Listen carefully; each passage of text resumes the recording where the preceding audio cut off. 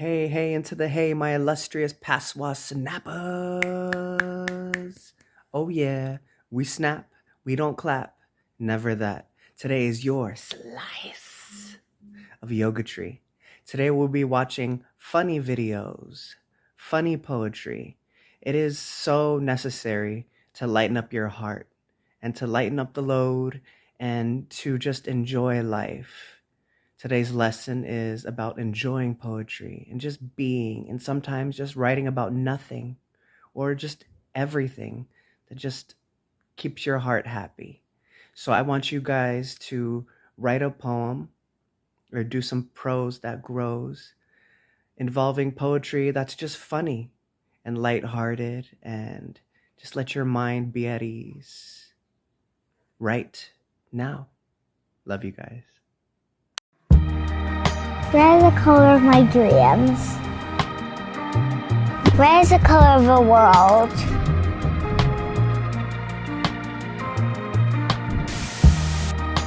Red is the color of all the screens.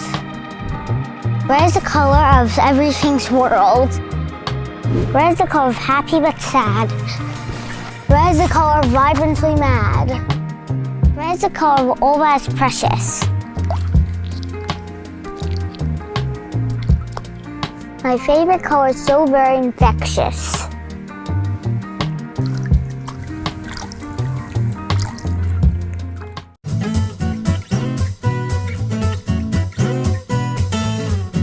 The fish that couldn't climb trees. Simon the fish splished and splashed and dashed about the river weeds. He whizzed and whooshed and twisted through the water round the sticks and reeds. He swam at speed, this way and that, jumped from the water with a spin. He felt the air against his scales, then grinned a grin and plopped back in. "Ay, fish, he heard as he was flying through the morning air.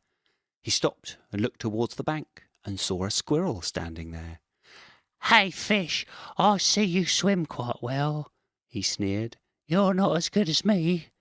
I'll bet that you're no good on land. I'll bet that you can't climb a tree." With that, he shot straight up a tree and stood there with a splendid stance, stared down at Simon from the top and danced a little squirrel dance. Simon struggled through the shallow waters by the river bank, and as he flopped across the mud, his little fishy heart it sank. As hard as he could flap his fins, as hard as he could thrash his tail, as hard as he could push himself, he knew that he was bound to fail. He couldn't make it through the mud, the twigs and all the fallen leaves. He couldn't make it to the trees, no, he could only gasp and wheeze. "Ha ha!" laughed Squirrel. "You're no good. You shouldn't try. You shouldn't oughter. Stay off my land and out my trees. You're like a fishy out of water." Simon sank back to the depths, right down to hug the riverbed. So sad that he could not climb trees, he shrugged his fins and shook his head. "How I wish I could climb trees," he sighed and cried. He felt depleted. Simon slinked behind a rock. He felt so sad he was defeated. Squirrel danced upon his branch, guffawing, giggling and hooting. Then he spluttered and he coughed. He tripped and slipped and lost his footing. Squirrel screamed, and as he fell, he flapped his arms to no avail. He fell into the stream below, a massive splash. He whooped and wailed. He burbled and he babbled, bubbles bursting as he paddled, and the current pulled him under as he splished and splashed and scrappled. Squirrel thought, "Now this is it. I cannot swim, I'm bound to drown." He grumbled and he tumbled through the water as it dragged him down. But then came Simon, swimming fast. "At last," thought Squirrel, "help is here." And Simon pulled him through the water, tugging Squirrel's fluffy ear. Squirrel gasped the morning air. Clever Simon pushed and heaved. Then out they flopped onto the bank and squelched into the muddy leaves. Squirrel panted. "Thank you, fish. That was so very good of you, to fish me from the water after I behaved like such a fool." "That's all right," said Simon Fish. "You acted like a silly clown, but that's no reason not to help. I couldn't sit and watch you drown." Next day, the squirrel came with friends. He pointed. "Everyone, that's him. He's the fish that saved my life. Oh, Simon, teach us how to swim." So Simon spent the morning teaching squirrels how to doggy paddle, then the breaststroke and front crawl, until they were quite tired, bedraggled. Now, if any danced on branches, lost their footing and fell in, they could swim back to the bank and climb back up their tree again. To give their thanks, some carried Simon to an overhanging branch and watched him dive into the water as others sat and had their lunch. They clapped and cheered as Simon span so deftly through the air, and then, on Wednesdays there's a competition. They watch and mark him out of 10.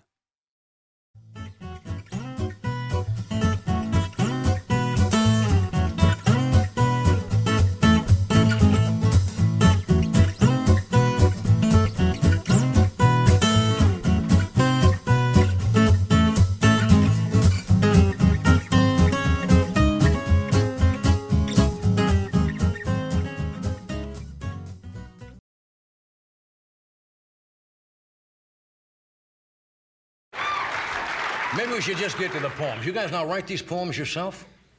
Yes. We steal the ideas. Steal the ideas. Well, that's all right. Who wants to start? Go ahead, Mr. Sweet. Okay. Most of mine have something to do with my past experiences, and this one's a little more recent. As you get along about this far in life, you're more conscious of your personal health, and you kind of get to watching the Quaker Oat commercials. Mm-hmm. And Wilford Brimley's not only one of my favorite actors, but he's one of the good old boys. He can still ride a horse and nail shoes on it if he has to, and so that kind of inspired this one. I call it Feeling My Oats. There's a good thing going for my heart. I'm eating oats 3 times a day. If I ate that much wheat, the soles of my feet would look like runners on a sleigh. 14 kids are making bets on when their grandpa bloats, and it's all because of Wilford and his cholesterol-killing oats. I carry nitro in my pocket. I'm just a bum that's wearing boots.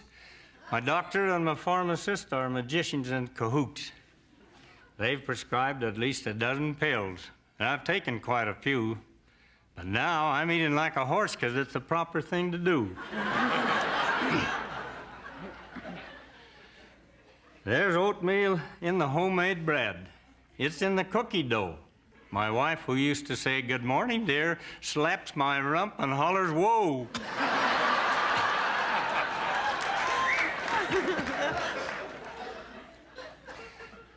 But now I'm wondering about my racehorse. He eats from that same sack.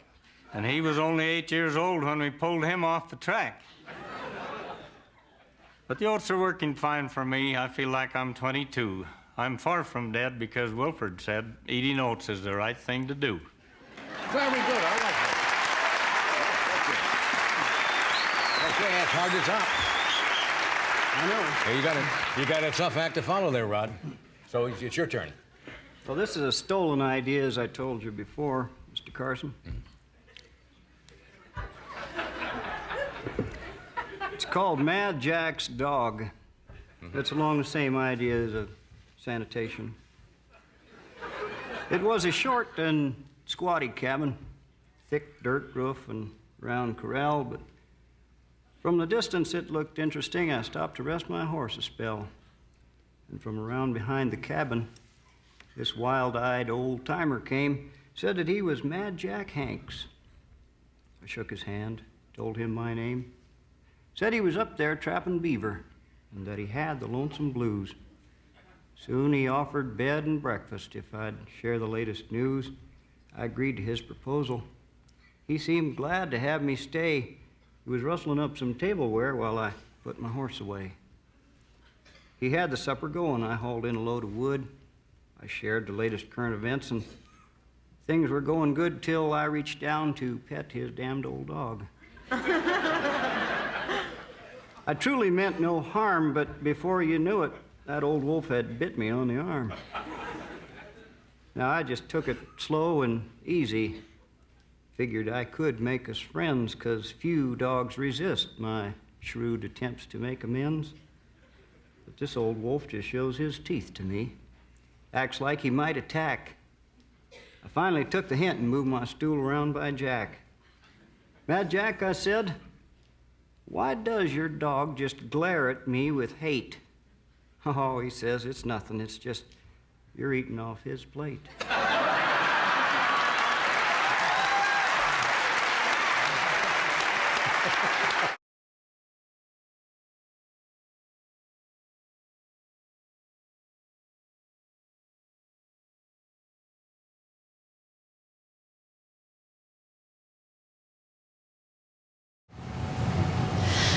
Continental Airlines, Flight 1065 from Newark to Mexico City. Excuse me, Ms. Flight Attendant, ma'am. I do not believe that I am capacitated to sit in the emergency exit row of this aircraft. I was told to speak up. She looks at me like I'm crazy, like she's never heard this before. She surveys me looking for missing limbs and says, "And why are you not capacitated?" I say, "Because I don't particularly want the responsibility." I believe that in the unlikely event that I or anyone else survives the graceless plummet to earth of this metal tinderbox, of this winged, riveted coffin, in the event that there is an emergency evacuation, I will be unavailable to assist you in saving the lives of the 300 other immaculate souls that will need to be siphoned through the ridiculously small hole in this here window. Chances are, to tell you the truth, that if I manage to gather enough of my shit together to even open the special pressure hatch, I'm gonna be adios muchachos faster than you can say 700 tons of highly flammable jet fuel. Don't look for me.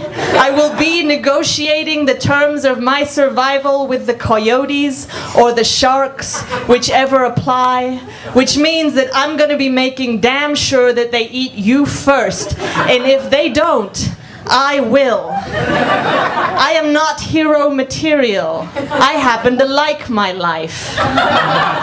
She is not amused. As punishment, she makes me sit in my assigned emergency evacuation row seat, where I am sandwiched between what I discover are the only two types of people who actually want to sit in the emergency evacuation row: a Marine and a guy that wishes he was a Marine. They are both reading books about Al-Qaeda. The Marine sits bolt upright next to the hatch. He is as much in charge of getting people through the hatch as he is of executing anyone who attempts to open it mid-flight. He is all crew cut and ironed jeans. He could kill me with his thumbs. The other guy is all Walmart TV dinner gut. He is balding and mustached. His wedding band is strangling his sausage ring finger. He tells me immediately that he took a course on aircraft evacuation. I say, for what? He says, to be able to sit in the emergency evacuation row. He then inquires as to my own catastrophe credentials. I say, I am a New York City slam poet. I can write the shit out of any situation. And more importantly, I'm the only one malnourished enough to fit through that hatch. Crickets. No one on this airplane thinks that I am funny today. I say to them both, if shit goes down, do you got this? Bald mustache sausage finger says, I am a highly trained evacuation expert. Crew cut thumb killer stares directly ahead and says with no emotion at all, I got this. I am a chicken shit.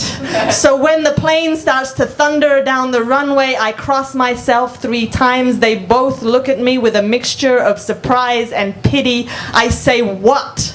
I happen to be more useful than I look.